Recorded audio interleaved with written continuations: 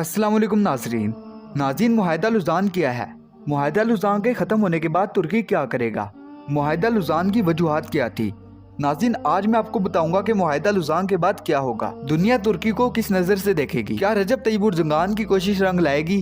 तो जी हाँ दोस्तों, दुनिया तुर्की को नए रूप में देखेगी।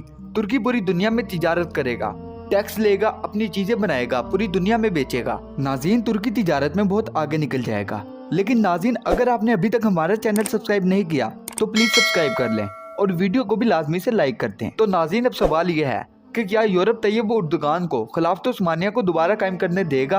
और क्या यूरोप तुर्की से डरता है? और अगर डरता है तो क्यों डरता है? अरब दुनिया को तुर्की से किस बात का डर है? तो इन सब सवालात के जवाबात मैं आपको देता हूँ।